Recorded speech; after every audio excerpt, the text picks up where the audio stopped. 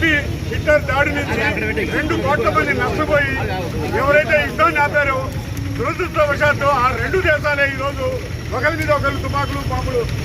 ఎందుకంటే 4 రోజుల క్రితమే 30 రూపాయలు 40 రూపాయలు నూనె ధరలు పెరిగాయి.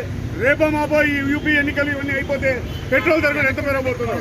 కాబట్టి ప్రపంచంలో ఏ మూల యుద్ధాలు జరిగినా దాని ప్రభావం ప్రపంచ ప్రజలందరి మీద ఉంటుంది, పేద ప్రజల మీద ఎక్కువగా ఉంటుంది.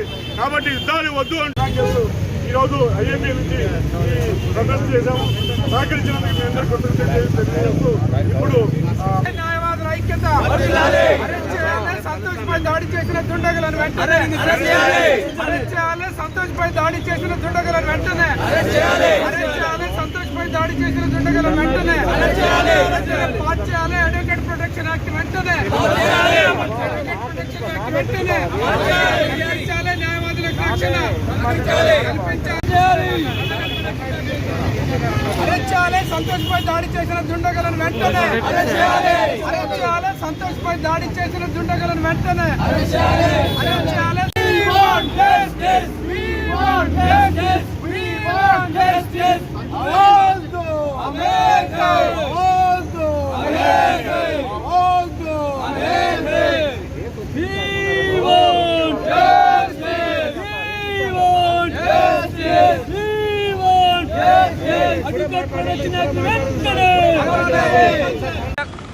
The government has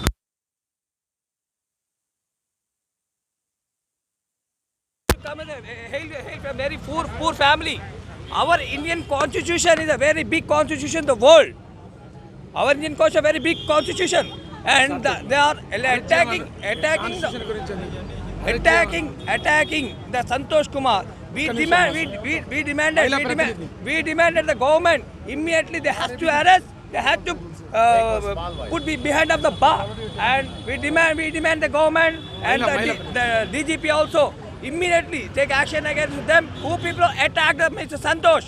Santosh hails from a very poor family. He is an advocate. We are following. Colleague advocate Santosh Nayak పై జరిగిన దాడిని మేము ఖండిస్తున్నామండి. ఇది బ్రూటలీ అటాక్. మాకు what we call it advocates protection act మాకు కావాలి. అండ్ సంతోష్ మీద అటాక్ చేసిన వాళ్ళని అరెస్ట్ చేయాలని కోరుతున్నాం. తత్వరంగా अरेस्ट చేయాలని మేము కోరుతున్నాం. के सामने हम मुकदमा लड़ते हैं. अगर इल्ज़ाम कोई अक्यूज्ड को इल्ज़ाम लगाए तो वो इल्ज़ाम एडवोकेट्स को जोड़ना गलत है. अगर मैं चोरी का एक एडवोकेट बन रहा हूँ, वो चोरी मेरे को जोड़ना जो है वो नाइंसाफ़ी है. अगर कोई टेररिस्ट का केस मैं लड़ा तो मेरे को टेररिस्ट नहीं बोलना चाहिए. ऐसा हो रहा है. हमारे पास जो है नेशनल इन्वेस्टिगेशन एजेंसी तमाम ये 2 तेलुगु स्पीकिंग स्टेट्स में हंड्रेड्स ऑफ एडवोकेट्स को जो है उन लोगों टेररिस्ट एक्ट को टेररिस्ट जो अक्यूज है उनके केसेस लड़ने से एडवोकेट्स को जो है उससे वो इल्ज़ाम लगा के आप भी टेररिस्ट के बराबर है बोल के कर रहे. उसमें हमारा जो है Indian Association of Peoples Lawyers, ये भारत का जो है अखिल भारत वकीलों का जो संगठन है, उनके लोगों को जो है वो इल्ज़ाम से जोड़ के लोगों को जो है ये कोर्ट में जो है उन लोगों का वो केसेस लड़ना पड़ रहा है. ऐसी स्थिति में एडवोकेट काम करना बहुत मुश्किल होता है. इसीलिए भाइयों ये हमारा ये डिमांड है, जो एडवोकेट्स है एडवोकेट ही है, उनको जो है वो जो लड़ने का जो मुद्दा है उससे कुछ लेन देना नहीं है. ये mouth piece of the accused है, माउथ पीस ऑफ दी जो उनके पास आता है उनके लिए लड़ता है. बस वो जो मुद्दा है एडवोकेट को जो जोड़ना ये गैर कानूनी है. इसे हम all India Indian Association of Peoples Lawyers इसको कंडेम करता है. Thank you. मेरे ऊपर जो अटैक हुआ है वो अटैक ओनली मैं एक 200 CRPC प्राइवेट कंप्लेंट फाइल करने के लिए कोल्हापुर गया था. कोल्हापुर गए तो मेरे ऊपर एक कोल्हापुर में एक 2 एकड़ 10 गुंठा ज़मीन के बारे में हमारे जो कंप्लेंट जो है उन्होंने कंप्लेंट फाइल करने गए थे पुलिस स्टेशन को.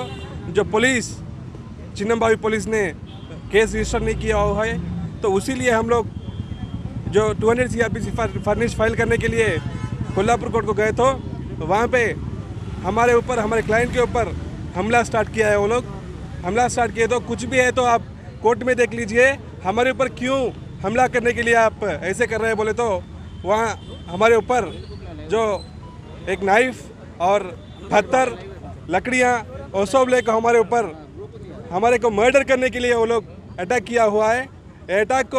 ये attack not only attack on me, it's attack on judicial department, specially advocates, judiciary system को ख़त्म करने के लिए जो ये अटैक किया हुआ है।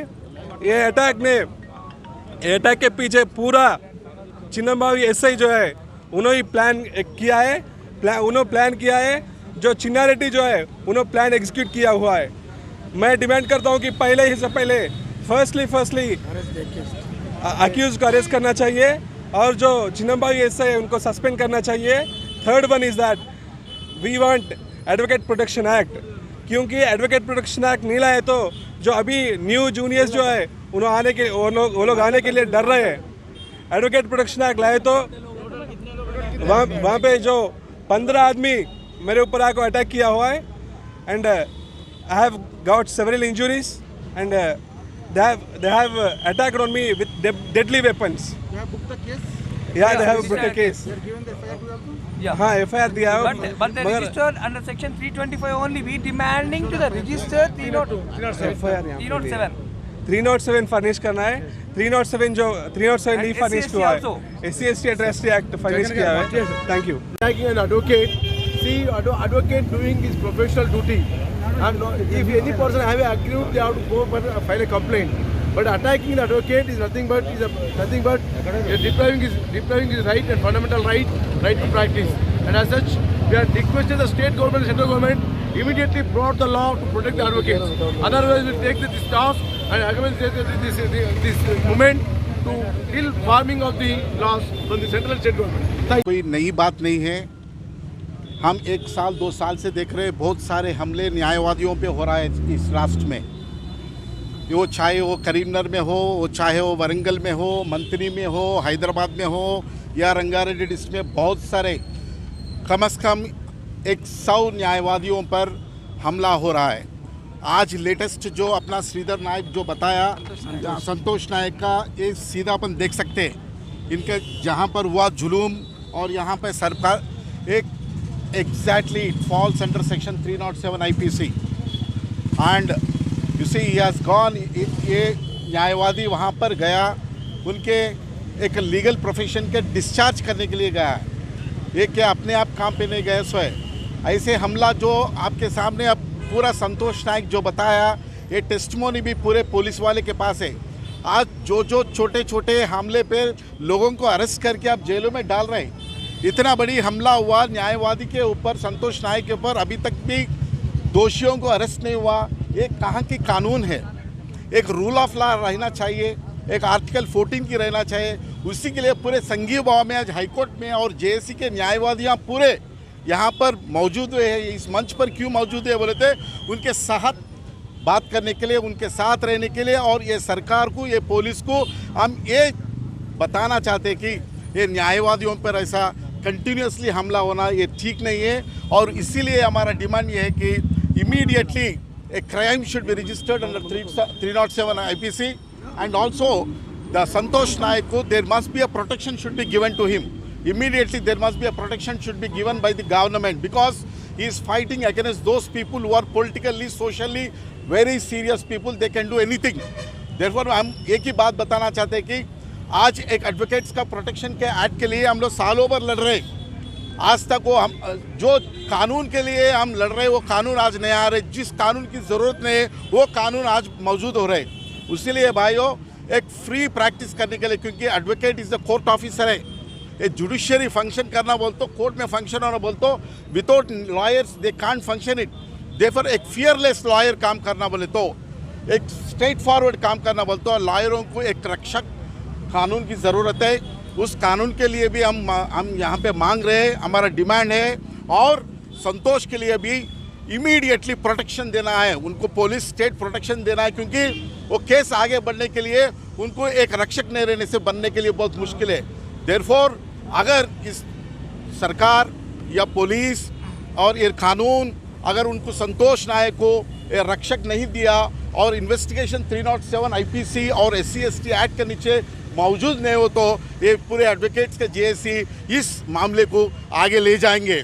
इस मामले पर हम सब एकता के साथ लड़ेंगे और जहां तक न्याय आए तक, जस्टिस मिलता है, जब तक हम सब एक साथ रह के आगे बढ़ेंगे बोल के आपको हम बताना चाहते हैं।